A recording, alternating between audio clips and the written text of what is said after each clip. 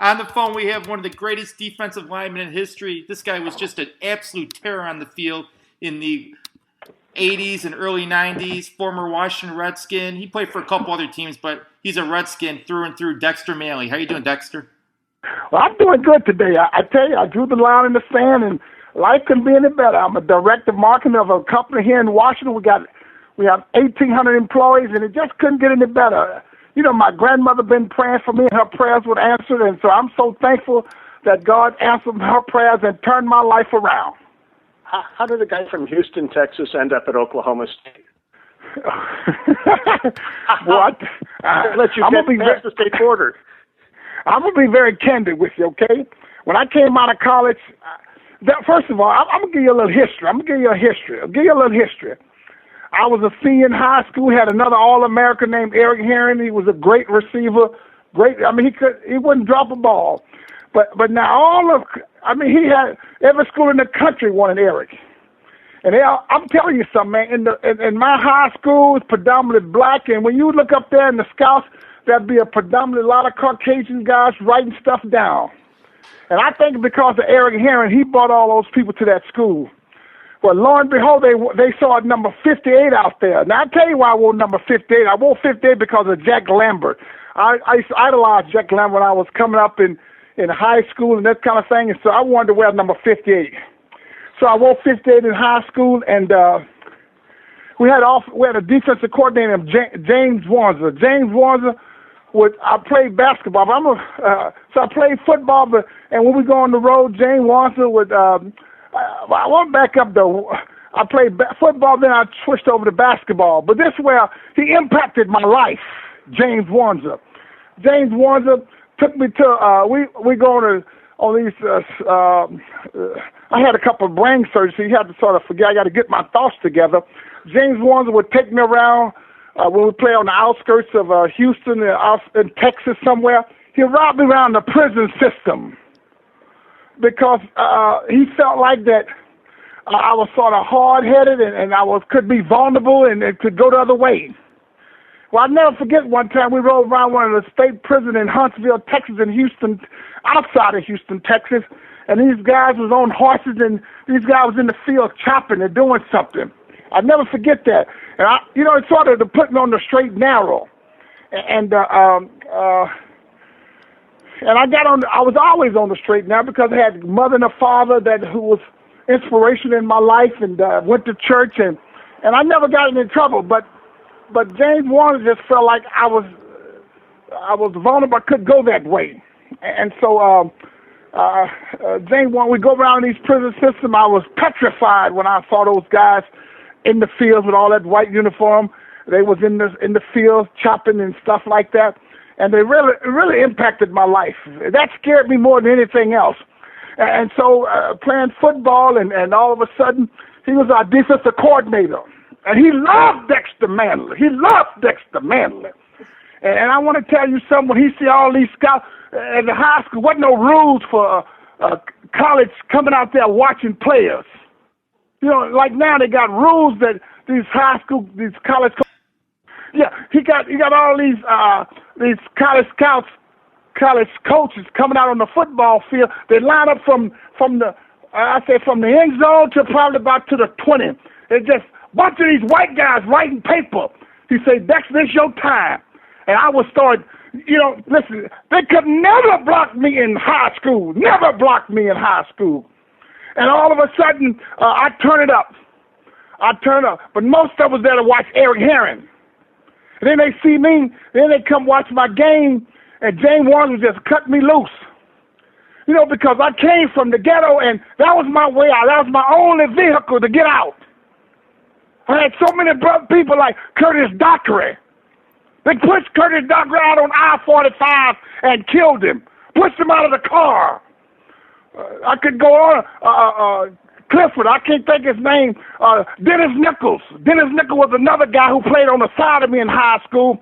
Dennis Nichols was a high school All-American who drank 20/20 one day and went out on the street, got drunk, and got hit and got killed. All this kind of stuff was inspirational to me and left an impact in my life. Was Oklahoma State the only college that was really recruiting you, or was there other colleges? No, sir. No, sir. I had 37 scholarship offers. 37. Even Rice University, I was functionally illiterate. I couldn't read or write. Rice University came over and talked to me. But I wasn't going to Rice University. But I'm going to get to this, sir. I'm going to get to, if you just be patient and let me tell my story. Go ahead. Yeah. Okay. And so, so all of a sudden, here comes Wayne McDuffie. Wayne McDuffie's the offensive coordinator for Oklahoma State University. He came recruit me. Because when I know all these coaches, when college coaches was come now, Tom Osborne, what's the guy, Barry Switzler, I can go on and on. Okay, and so Wayne McDuffie came to recruit me from Oklahoma State. So then Wayne McDuffie bought Jim Stanley, which is the head coach. And after all that season, my senior season, the season was over. They had a big breakfast in Houston, Texas, for all district, all state, all that kind of stuff, and had a big breakfast in Houston somewhere. You know who he bought? He bought Bum Phillips. Okay. Bum Phillips was the head coach of the Houston Oilers. Right. And Jim Stanley, Bum Phillips, played at Texas A&M for Paul Bear Bryant. And man, I tell you something, it just really impacted my life when because I never heard any powerful affirmation. Bum Phillips came on to me and said, Dexter Manley, you like you can play in the National Football League now. And I want to tell you something. My mother and father didn't talk like that. They didn't give positive affirmation. You know, it was always whooping my ass because I was doing something wrong. And so it caught me off guard, and all of a sudden, I was inspired. I just felt he come in the NFL, and my daddy loved the football. He loved the Dallas Cowboys. He liked the Houston Oilers. He didn't love he loved the Dallas Cowboys. He liked the Houston Oilers. Then Bum Phillips, and he met Bum Phillips at that big breakfast, and I was eating like a hog. Golly, I never forget that. I was eating like a hog at that breakfast, and just ate, and so. My father was so embarrassed that I was eating like that. But you know what? He and I had I'm going now. We had a rocky relationship. You know, but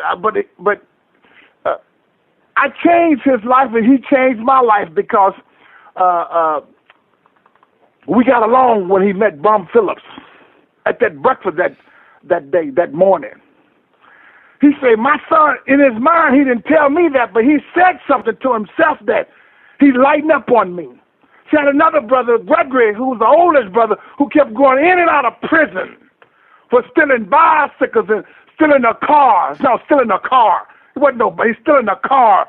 And so my father he was rough on myself and my other brother. And so when the Bum Phillips came and he was at that breakfast, he wasn't as hard on me anymore. Because then he saw all these, and I want to just tell you that I live in all black community. And when these white guys get out these limousines and get out these cars and come to my gun shack house on Page Street, 2910 and a half Page in Houston, Texas, my daddy just light up. He would light up. He was so proud of me then because most of those guys in my neighborhood was on drugs and stealing and getting shot. But I wasn't one of those guys that run with those guys in that community because I knew that if other people can do something, I could do it. I'm not going to tell you that story, but all of a sudden, here come from one school after another one was getting out of the car. Yes, Ron Myers and a whole bunch of those alumni came there, and Jerry Levice was in the car with them. They all come out of the car. They unfolded, man, and all these black people in my community would just come and look. They wonder what's going on. And all of a sudden, man, these guys got briefcases coming in my home. They knew I played football, but it was such inspiration to somebody else. You know, that really sort of like just more of an inspiration because these guys in my neighborhood was on drugs and they were stealing and not necessarily robbing. They was going to boys' homes and all this kind of stuff. And all of a sudden, from that point on, I made a decision. That I want to go to Oklahoma State.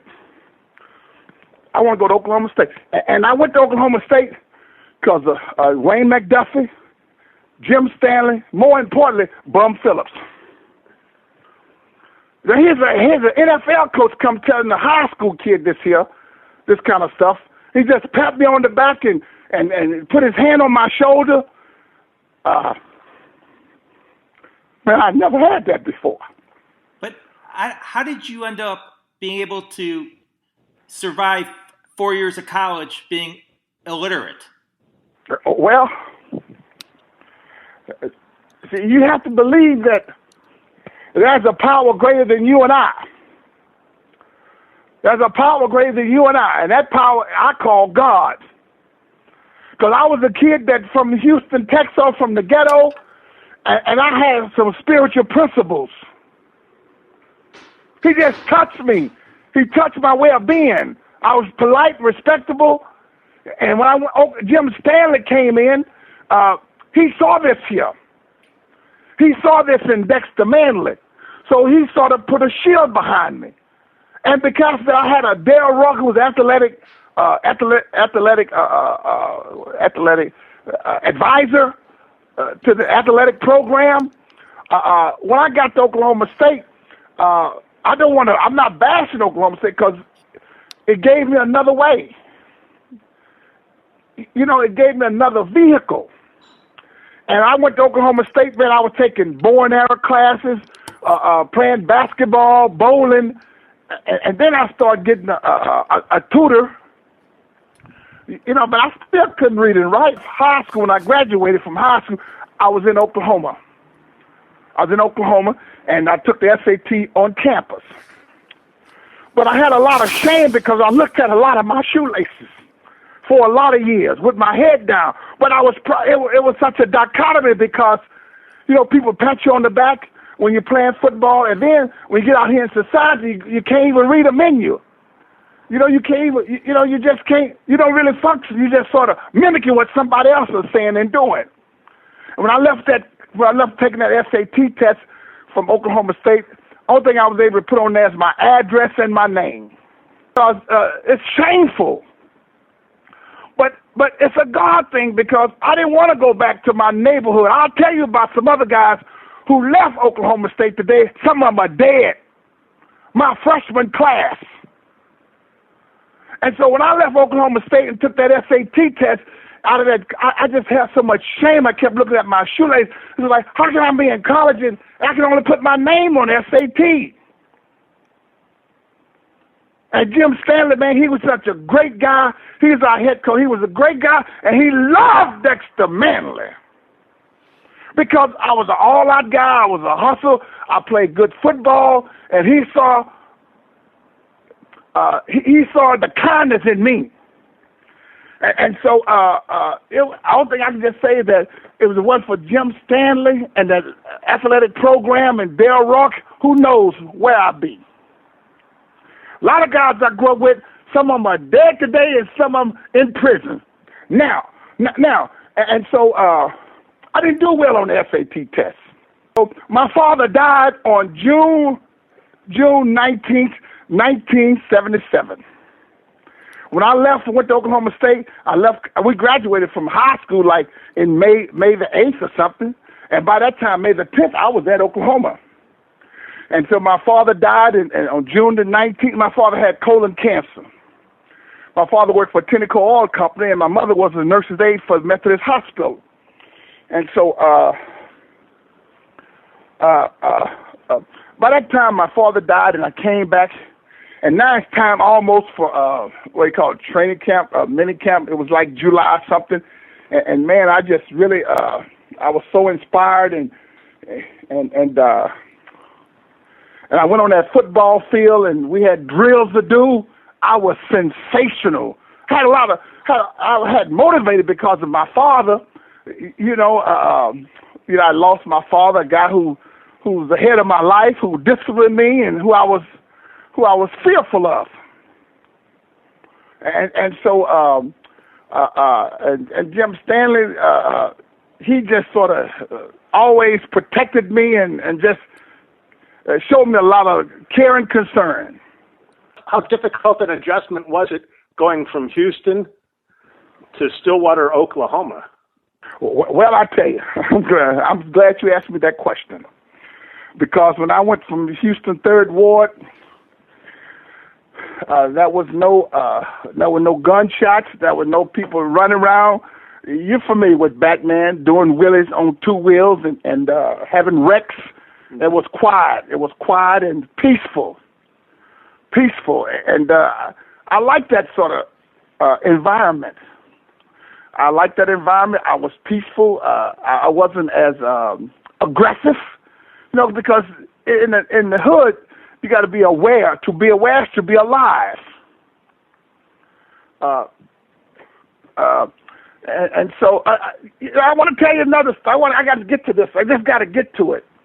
There was a guy who was much older than me, and he wanted to be a Black Panther or something. No, a Muslim. Sorry, this is Curtis Dockery oldest brother. And the Curtis Dockery oldest brother used to try to come get all the young guys and talk about being a Muslim and doing the right thing and all this kind of stuff. And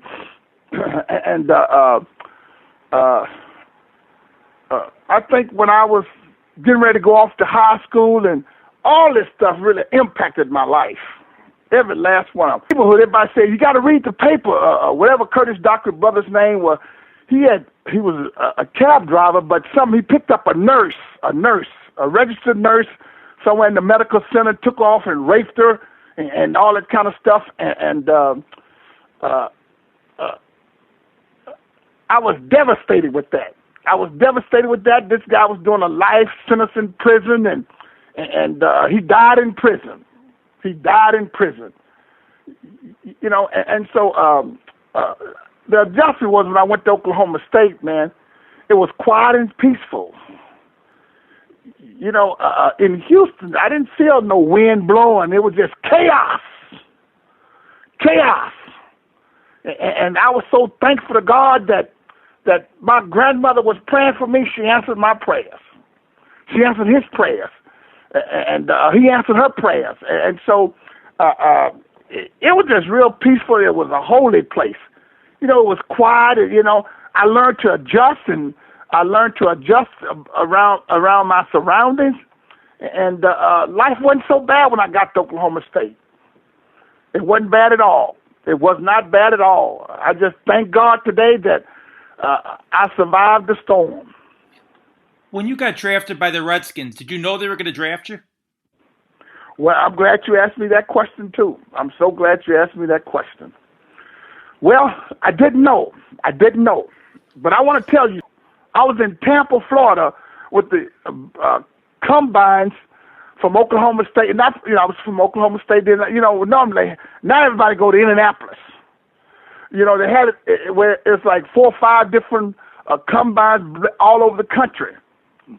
And I went to Tampa, Florida, sometime in January.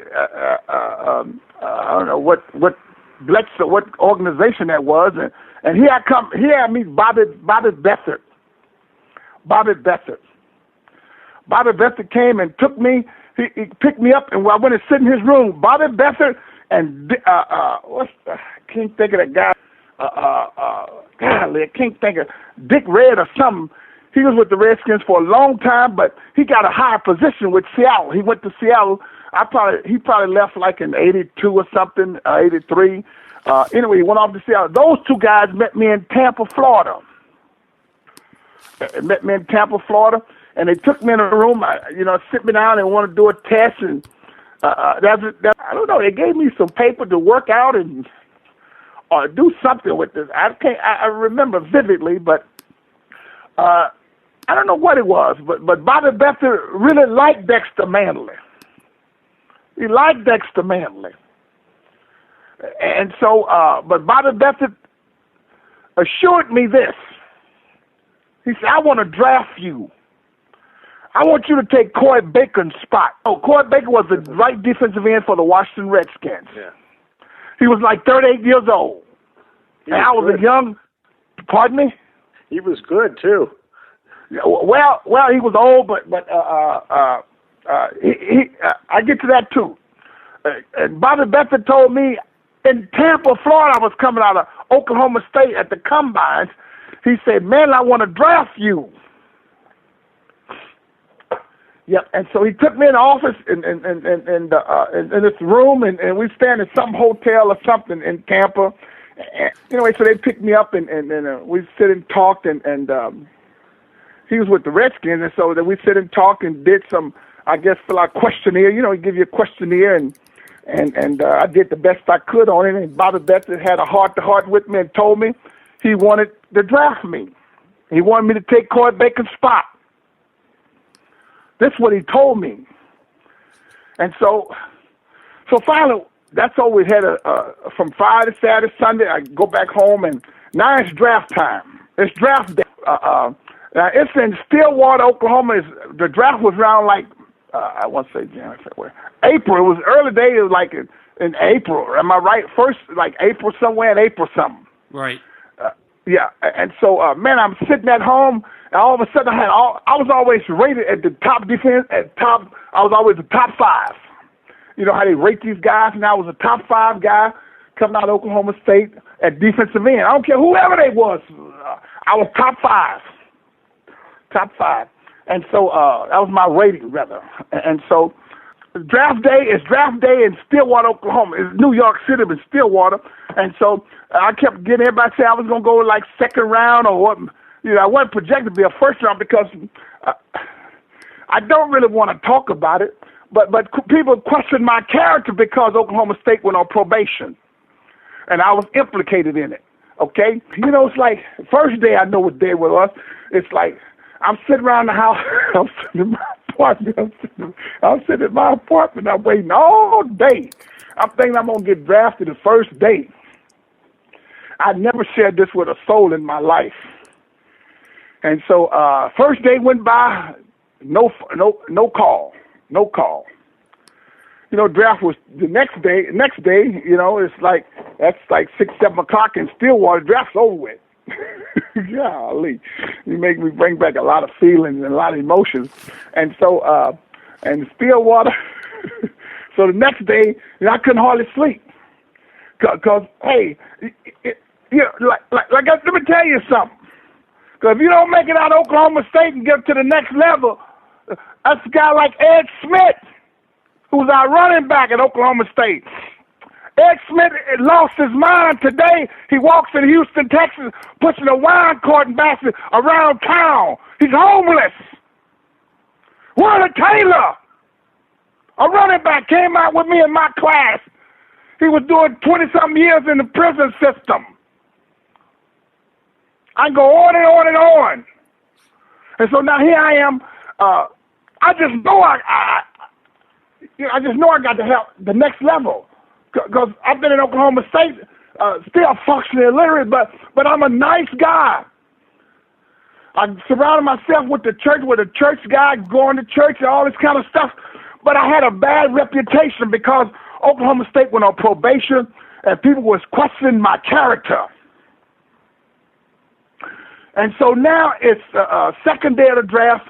I'm sort of, I got so much intimidation that I don't know what to do. And so I want to tell you something, man. As sure as I'm a black man standing in my bedroom this morning, this day, I was very fearful. And all of a sudden, I forgot the guy's name who in Tampa. So man, I just went in, and so I got on my knees because I was going to church in Stillwater, and I said a prayer. Whoever that guy was in Tampa, I wish he called me. And as soon as I got up, the phone ring. It was Bobby Bethel and Joe Gibbs. So I got off my knees. It was Bobby Bethel and Joe Gibbs, and said, "We just drafted you."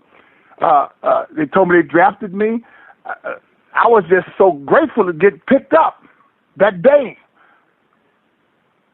I couldn't believe it. And so I got drafted. They picked me up that day. They drafted me that day, and I came here to minicamp. I came to minicamp here. And you know how these guys, they go bench, they tell me what they bench press. See, I bench press 2 1/4, 48 times. 48 times, and I ran a 4.5 flat. I was 248. I ran a 4.5 flat, and I bench press. This is when we got here at Redskins training camp. We had to do that stuff all over again. You see what I'm saying? At minicamp. Does that make sense? Yes. Yeah. Okay. And so I ran like a 4.58. I ran like a 4.5, and they had put it on the bench press and everything. I get real kind of fired up. Everything is history, so that's what happened. And lo and behold, I never forget, man. When the season start, what they call it, training camp start. I was relentless. I started 8 games as a rookie. 8 games. I led the teams in sacks my rookie season. I was a rookie. And I want to tell you something. My greatest showing as a rookie in rookie camp, we was playing in the Memorial Stadium. I'll never forget this as long as I live. We was playing the Baltimore Colts. Had Burt Jones. Burt Jones came to the game, and man, golly, I probably made the club right there. I beat that offensive tackle. He ran like a rollout dash. I went and walked him down and clubbed it. Boom! He was laid out. I stretched him out right in front of Joe Gibbs on that sideline. He was knocked out. And do you know, the whole offensive lineman wanted to fight me, and they jumped on me and stuff. I never forget that stuff. I'm a rookie trying to make this ball club, and I was just hungry, man. I was hungry. I did that. I played on special teams. Now, man, I'll tell you something. I was a big guy at the wideout. They couldn't even block me. I'll never forget that night in Memorial Stadium. I was one of the first guys that put out that punt coverage, and I ran all over those guys, and the guy trying to catch the ball, I already tackled him, and I was sensational. And so that's part of my story, how I made this ball club with the Washington Redskins, and it couldn't have a better guy like Joe Gibbs to be my head coach, because he understood, see. Yeah, my rookie season, I didn't know no plays. But it's a God thing again. You have to understand what I'm saying. You don't go in no NFL training camp and not know plays. You just don't do that. But that was a man who was at the helm, who was God-fearing, who believed in a higher power, who was a kind guy, who showed care and concern, who was a great leader, and had compassion for people. That was Joe Gibbs. And Joe Gibbs knew I was struggling with learning the plays and this kind of stuff. And I made the ball club, but along with making the ball club, we had to go out before practice, at least 20 minutes before practice and after practice. We did walkthroughs. When you do stuff redundantly, I picked it up. I can walk in the huddle and I know the call right away. I know my assignment, what I'm supposed to do. That's how. But before that, I couldn't did that. I just couldn't get it. I just didn't get it. And so we do stuff over and over and over and over and over. And finally, I got it. And it was a God thing. I keep using that phrase because if I went to some other team, they would say, "We can't have you. You don't know the plays. If you don't know the plays, how you gonna stay here?" Does that make sense? Yeah, definitely. Yeah. And so Joe Gibbs implemented, we got to get out to practice before practice and after practice. And walk through. You walk through your assignment. Let's do it. And so, hey, I did it. And lo and behold, I picked up all the plays. So when did the drugs usage start? When you were in college or in the pros? Well, I never used drugs growing up in my neighborhood. I started using drugs when I got to National Football League. When I came here, I'm gonna tell you some stuff, man. When I came here, when I first came here, there was a guy. Listen. I had good showing, and it was impressive, and all that kind of stuff. And that was I was straddling the fence, first of all, because I looked up to some of these players who was already here, who was NFL players. I heard of a couple guys when I got here, Joe Theismann and Monty Coleman, and that was about it. But that was a guy named Jan Russ. Jan Russ came here with the Richard Nixon administration. He's a white guy. He come to Redskin Park, and they have it was on Tuesday. Tuesday was our off day, so they have soft lawn at the White House. That'd be soft lawn.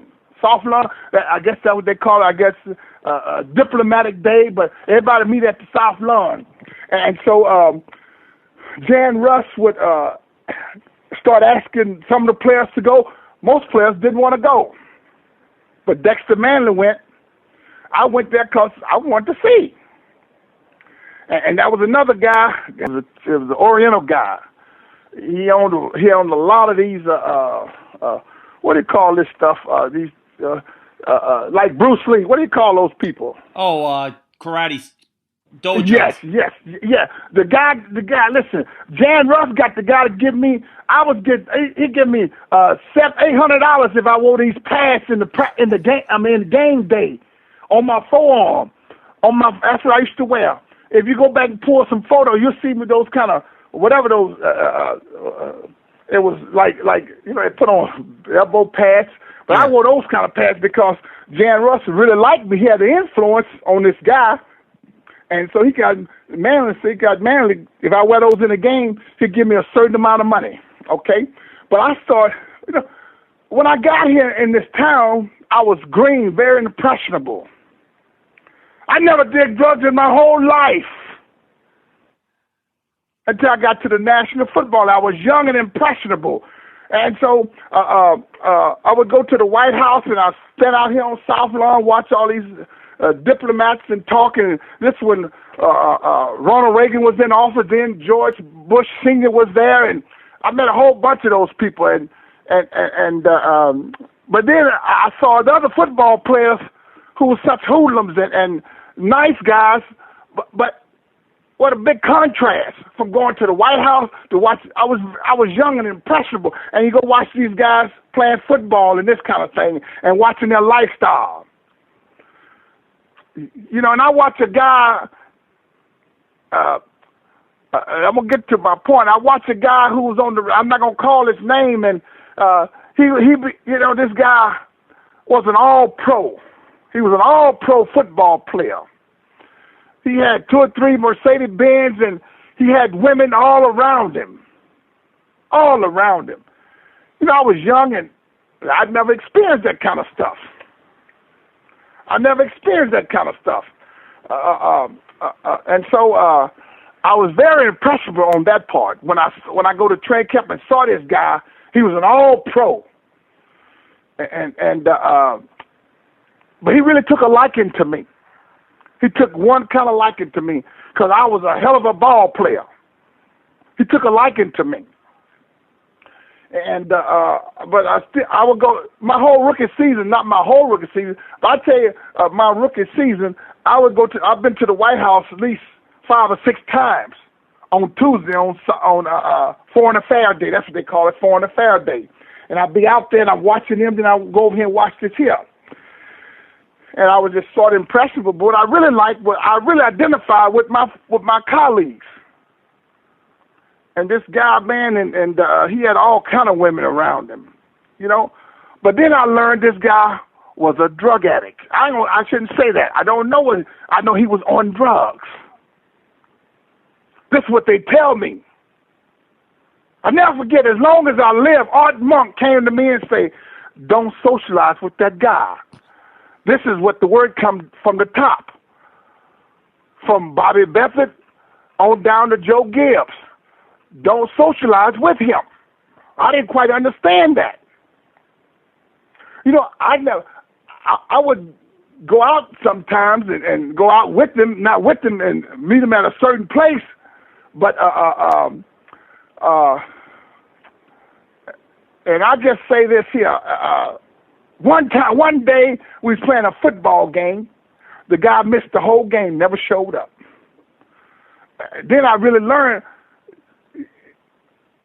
how can a guy miss a game and don't show up? Whew, that was baffling. You know, I was kind of green, and I will say a little slow too, but I just didn't want to hear what Art Monk had to say. I heard it, but I didn't hear it. But I was sort of that this All-Pro sort of took a liking to me, and I sort of watched him.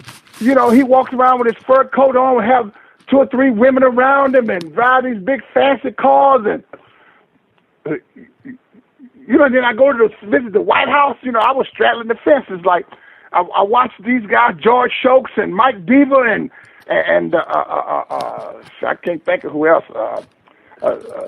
You know, talk with George Shokes. You know, one of these guys liked to play handball. Alexander Haig. He liked to play handball. He was Secretary of State or something.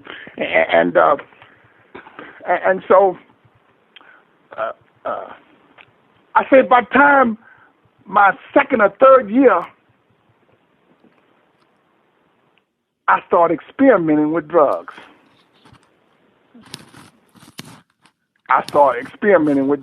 Because, and I tell you this here, I never told the reporter this.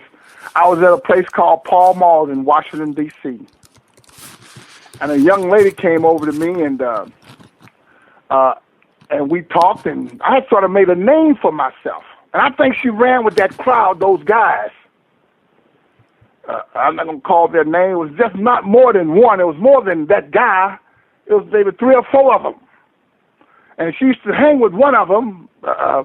And so she said, yeah, I learned this later on. And she said something to me, and I was so young and impressionable, I had to ask her, what is this stuff, this cocaine, what is this stuff they doing? What is that? And so she told me about it. I said, I want to try it. So I got in her car. She lived out in the all predominant white neighborhood in McLean, Virginia. Back in 83, 82, wasn't no Negroes running in McLean, Virginia. And she had a great job. She drove a nice car, had a nice home. And so I went to her house. I went to her apartment, her townhome, and I sit at the table, and she started chopping the stuff up, the cocaine. And had Johnny Taylor was playing, the music was playing.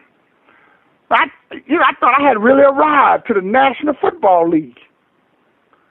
And I experimented with drugs, using drugs with her, and I just, I couldn't believe this. I really didn't believe it. A nice looking lady, I just didn't believe it. And all of a sudden, I used it. I experienced it. We had sex like all night. And then all of a sudden, I go back again to her. I go back, keep going back, and that's how that happened. And it ultimately cost you your job in the NFL. How were you able to turn your life around? Well, that's another good question. I'm glad you asked that part. Well, I've gone through the rain, the wind, and the storm. So I came back to Washington. In 2004. Oh, no. I'm back up. I got to back up. I was in Pam Lichner when I was in Houston. I got a drug charge. I had to go to the prison system, like all those guys that I grew up with, and sitting in the state jail for 18 months. They gave me 4 years, but I was on good behavior, had no cases, none of this kind of stuff. They let me out early. So I stayed 14 months on a 4-year sentence. I couldn't believe it. Older guys before me was in prison in my neighborhood. Now here I am there. Okay, but then I got a letter. I got a letter from somebody up in Washington. I'm not going to call that organization. A lady wrote me a letter who was an avid Redskins fan and a Dexter Manley fan, and that's a God thing. That is a God thing. And so I got this letter from this lady from a company up here in Washington, and so when I got released, I had a lawyer who was still working with me, able to get me some engagement here and there. And so I asked him to look into this for me. Look into this here. And so all of a sudden, saying it was a God thing, because now here I go again. Somebody was reaching out to embrace me. And I was in Houston. I was released from Pam Lynchner, and I had a lawyer that was willing to work with me from Washington D.C. all the way to Houston, Texas. And he said, that was an opportunity for you here, Manley. They want to hire you. They want to hire you. And he negotiated a deal for me. I got a job here. Listen, man, they moved me up here. Everything I own, everything I own, I had a nice car. They moved that up here, shipped all that up here. I moved up here. I never forget, I moved up here October 7th, 2004. And my life had changed. I was already clean and sober when I got here. I couldn't handle the success. And so I had a nice job. I was public relations director, something of that nature, working with kids, and I moved up here. And he had a nice job, and man, I was making $70,000 a year. They moved me up here, put me up in a nice high-rise apartment, my wife and I, and I stayed on the job 9 months, and everybody in Washington started reaching out to me, calling me, and they see me around town, and things were going good for me. And all of a sudden, again, I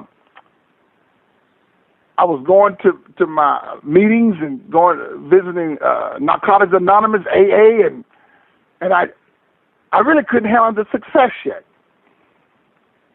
I couldn't handle the success, and so I started slipping, going back, and one night.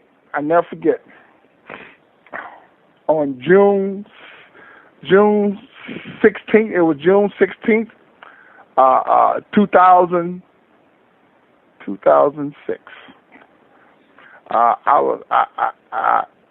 was in my car, and I was using drugs. The DC Police Department, and listen, I'm going to be very candid with you. I don't even know you, but I just feel compelled. I was always inspired to be like a politician. It was like 2 or 3 in the morning, maybe 4 o'clock. No, it was like 4 or 5 in the morning. 4 or 5 in the morning, somewhere in D.C. And this would change my life.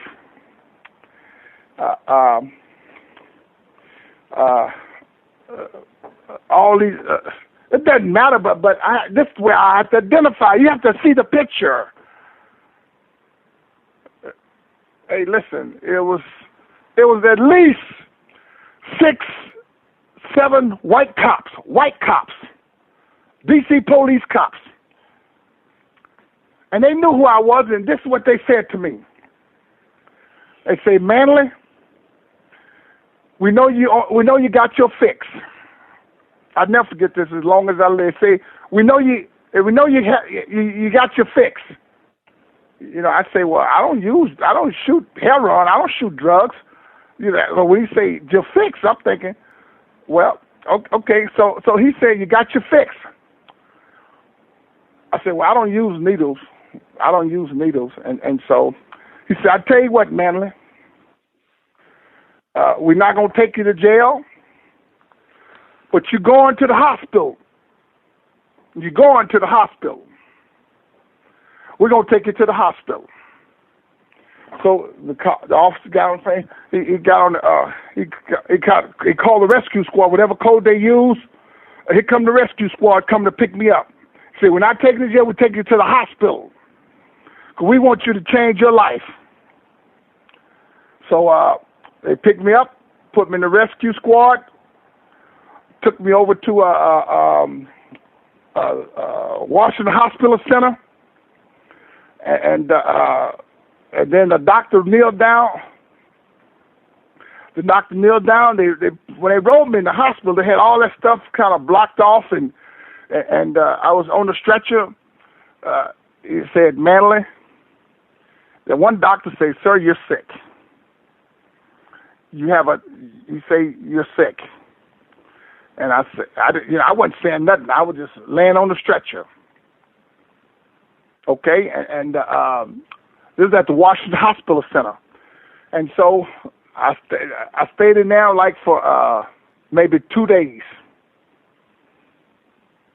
and then some other doctor would come see me and come say something to me, and it was on Father's Day. That Sunday turned into Father's Day, and so that doctor kneeled down and said, "You're sick." He said, "You have something like a tumor in your head, a tumor." And I cut up so bad in that hospital on that weekend, I told them I want to leave. They let me go. They let me leave the hospital, and on that at early, they released me like 5